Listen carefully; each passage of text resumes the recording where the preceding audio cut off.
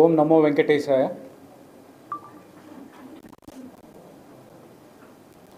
ఈ సమావేశానికి విచ్చేసిన మీడియా మిత్రులందరికీ ఆహ్వానం పలుకుతున్నాను. తిరుపతి తిరుమల శ్రీ వెంకటేశ్వర స్వామి ఆలయాన్ని భక్తులు ఎంతో పవిత్రంగా భావిస్తారు. హిందువులందరూ కూడా తిరుమల వెంకటేశ్వర స్వామిని కలియుగ ప్రత్యక్ష దైవంగా భావిస్తారు. ఎవరైనా సరే హిందువులు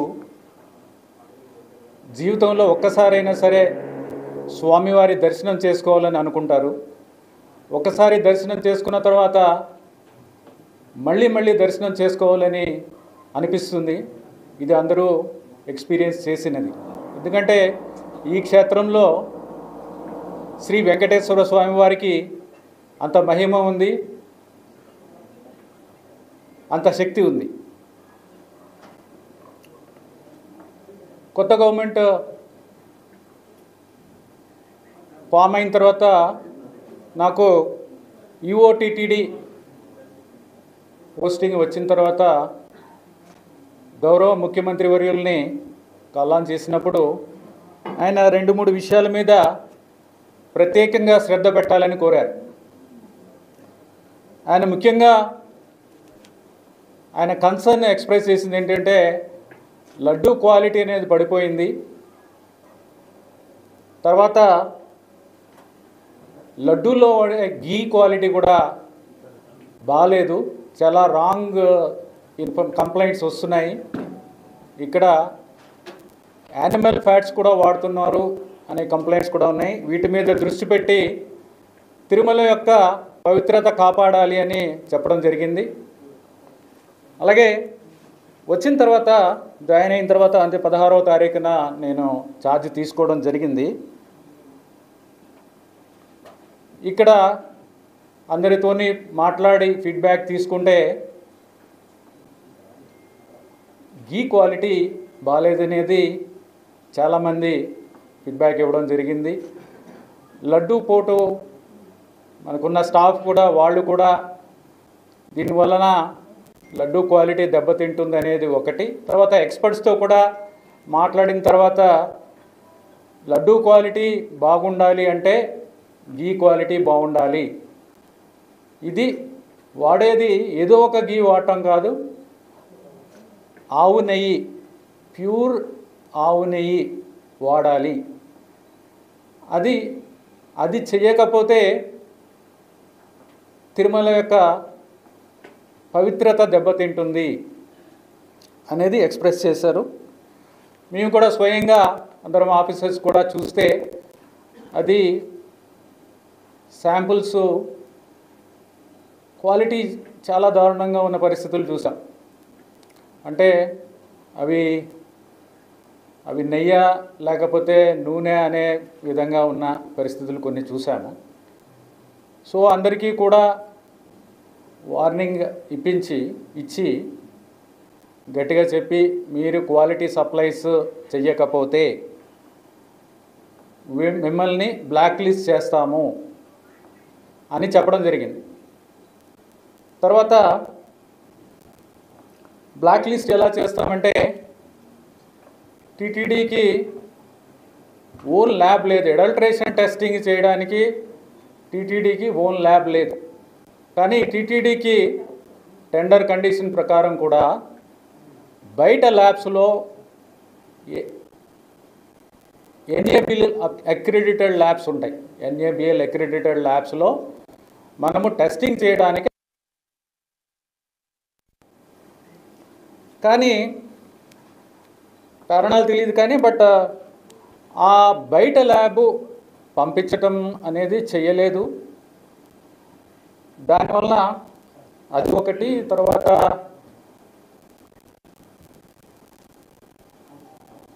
ఒక ల్యాబ్ అడల్ట్రేషన్ ల్యాబ్ సెటప్ చేసుకోవడానికి కూడా మరి అది కాలేదు. అడల్ట్రేషన్కి lab adulteration testing lab equipment 75 లక్షలు ఖర్చు అవుతుంది. 75 లక్షల సప్లయర్స్ అడ్వాంటేజ్ చేసుకునే పరిస్థితి ఉండదు. ఇప్పుడు ఏమైందంటే ఎవరెవరు సప్లయర్స్ ఉన్నారు, ఎందుకు ఇది ప్రాబ్లమ్స్ అనేది చూస్తే ల్యాబ్ లేకపోవడం ఒకటి, బయటకి పంపించడం ఒకటి. I request all to cooperate, you are disturbing others.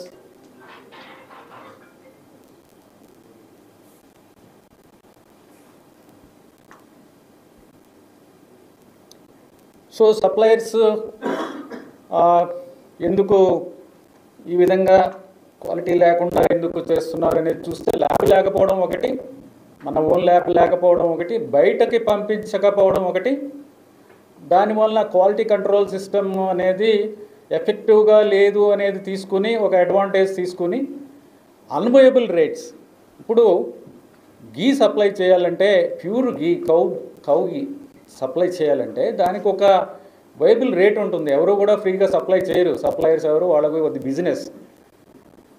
అది 320 రూపాయల నుంచి 411 రూపాయలు కేజీకి ఉన్నాయి.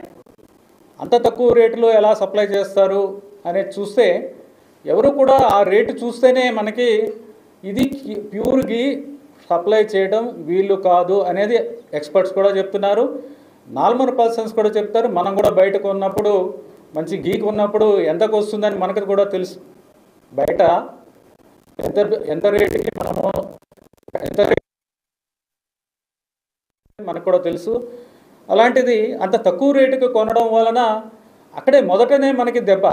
అంటే అంత తక్కువ రేటు పెడితే ఆల్మోస్ట్ మనము ఒక క్వాలిటీ మీద అంటే కంట్రోల్ ఉండదు.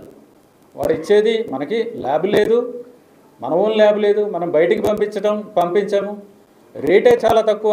ఈ 3 పరిస్థితుల్లో అసలు క్వాలిటీ గీ వస్తుందనేది రాదు అనేది అది చాలా స్పష్టంగా తెలుస్తుంది. ఎనీవే ఆ రీజన్స్ అనేది అనలైజ్ చేయడం జరిగింది. అనాలిసిస్ ఎందుకు చేసామంటే కరెక్టివ్ స్టెప్స్ తీసుకోవాలి, ఏం జరిగింది, ఎలా చేయాలి దాన్ని అది చూస్తే ఈ విధంగా తెలిసింది.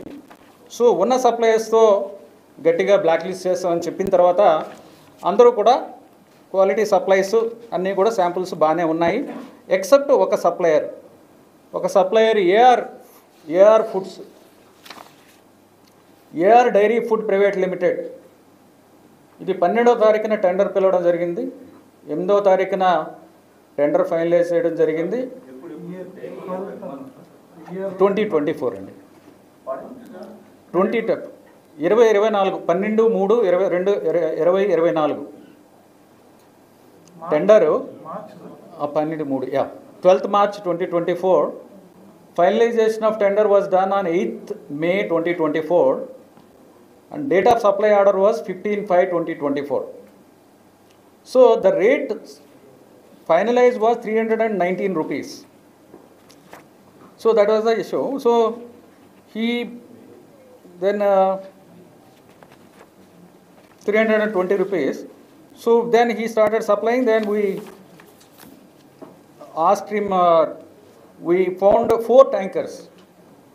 We found that 4 tankers వాళ్ళు సప్లై చేసిన 4 tankers క్వాలిటీ లేవు అనేది అబ్జర్వ్ చేయడం జరిగింది.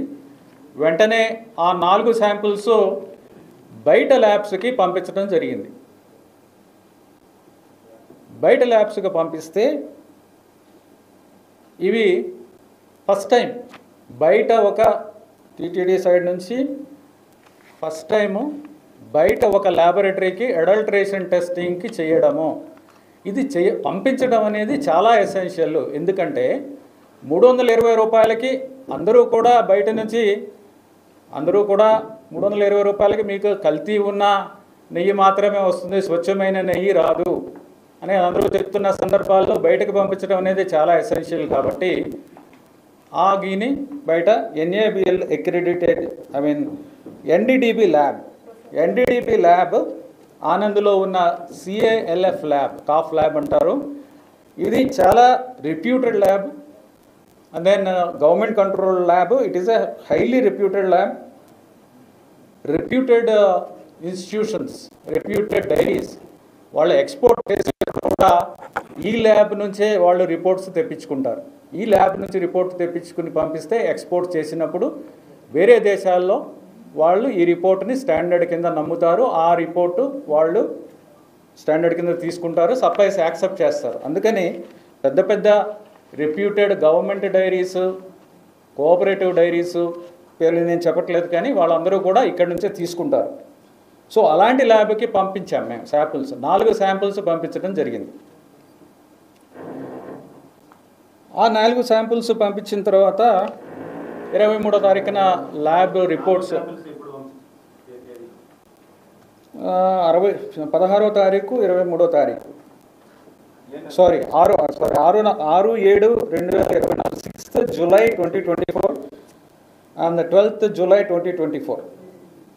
6th July 2 tankers, 12th July 2 tankers పంపించడం జరిగింది.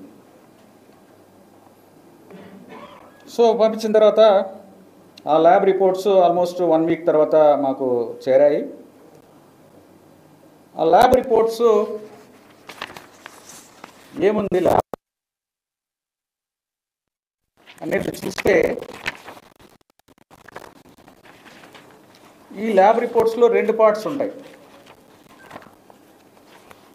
ఒకటి అనెక్చర్ 1 ISO స్టాండర్డ్స్ ప్రకారం చేసే ఎస్ వాల్యూ టెస్ట్ అని ఉంటాయి. ఎస్ వాల్యూ టెస్ట్ అది ఒకటి ఉంటుంది. ఇంకోటి వేరే 39 రకాల టెస్టులు చేసేది ఉంటుంది. దీంట్లో 39 రకాల్లో 39 టెస్టుల్లో బీటా సైటోస్టెరాల్ అని ఉంటుంది. బీటా సైటోస్టెరాల్ టెస్ట్ చేస్తే ఇది వెజిటబుల్ ఆయిల్ కలిసిందా లేదా అని తెలుస్తుంది, beta sitosterol. Okay, so that is proved. తర్వాత టెస్ట్లో S value test. S value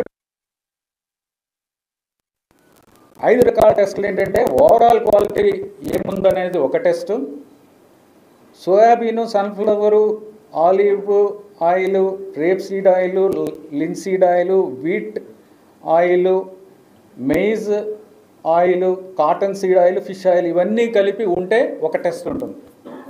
ఆ టెస్ట్ చేస్తే వచ్చే రిజల్ట్ ఒక రేంజ్ ఉండాలి. ఆ రేంజ్లో ఉంటే అది కరెక్ట్గా ఉన్నట్టు, ఆ రేంజ్ బయట ఉంటే అది అడల్టరేటెడ్, ఆ పర్టికులర్ అడల్టరేషన్ ఉన్నట్టు.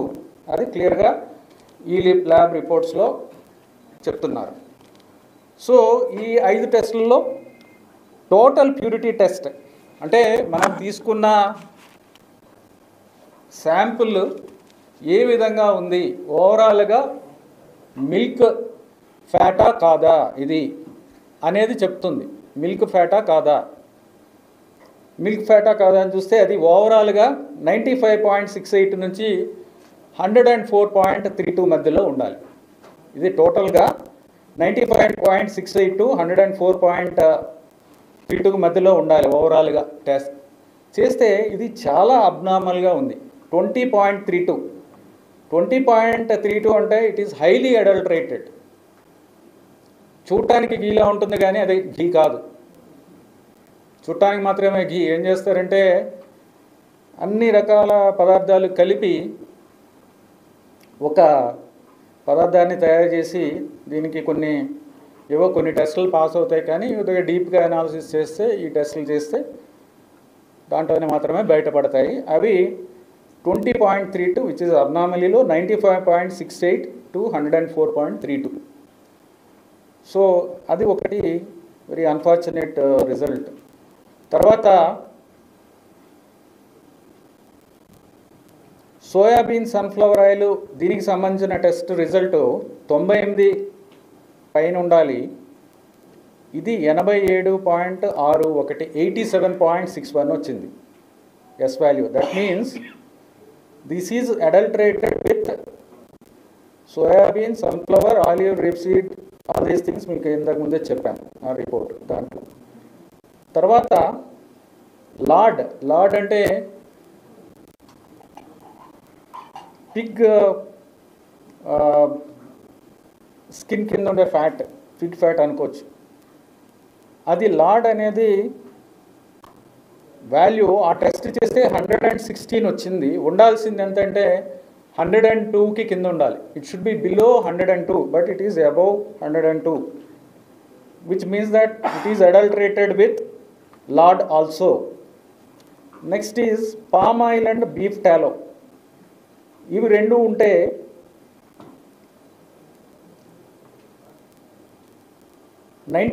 కి పైన ఉండాలి వాల్యూ.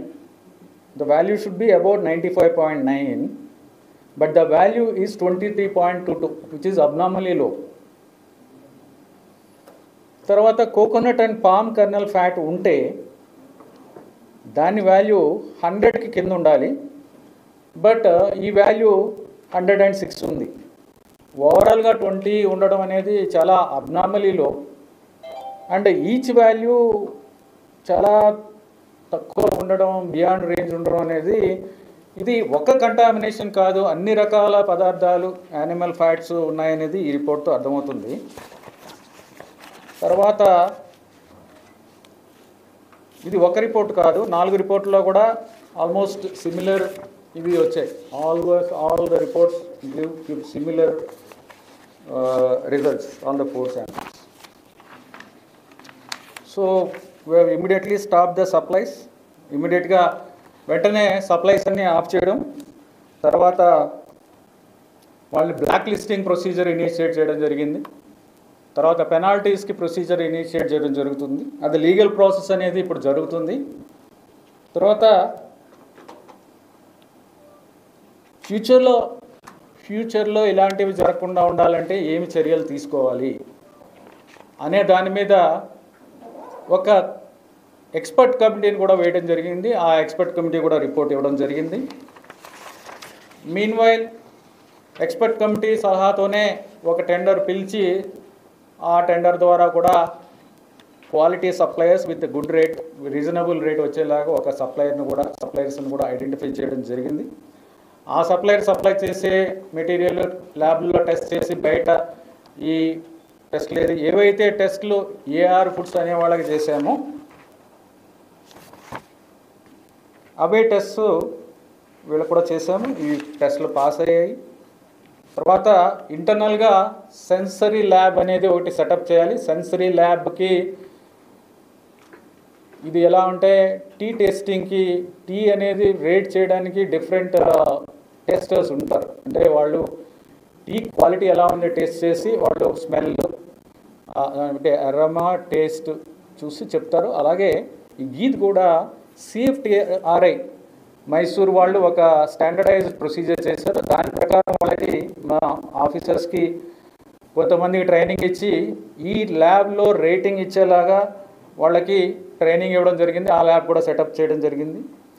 తర్వాత NDDB వాళ్ళు కూడా మన ఇబ్బంది గ్రహించి మీరు కొనాల్సిన అవసరం లేదు, స్వామివారికి మేమే డొనేట్ చేస్తామని వారు 75 లక్షల ఎక్విప్మెంట్ ఏదైతే అడల్ట్రేషన్ టెస్టింగ్కి మనం బయటకు పంపించి టెస్ట్ చేస్తున్నామో అది కూడా ఇక్కడ ఎస్టాబ్లిష్ చేస్తామని వాళ్ళు ముందుకు రావడం జరిగింది. వాళ్ళు కూడా అది సప్లై చేయడానికి ఆల్రెడీ ఆర్డర్ పెట్టడం, బయట నుంచి రావాలి, ఇంపోర్ట్ చేసుకోవాలి. ఆ ఎక్విప్మెంట్ కూడా తీసుకురావడం జరిగింది. సో ఇప్పుడు ఈ ఎక్స్పర్ట్ కమిటీ రిపోర్ట్ ఫైనలైజ్ అయిన తర్వాత దాన్ని యాక్సెప్ట్ చేసి దాని ప్రకారం టెండర్ కూడా కాల్ఫర్ చేయడం జరిగింది ఫైనల్గా. సో అది ప్రాసెస్లో ఉంది. సో ఓవరాల్గా ఈ ఇష్యూ మీద క్లారిఫై చేయాల్సిన అవసరం కనిపించి ఈ విధంగా మీతో షేర్ చేసాము. తర్వాత ఇక్కడ థింక్ ఇంగ్లీష్ మీడియా కూడా ఉన్నట్టుంది. If they want something in English I can tell. Yeah.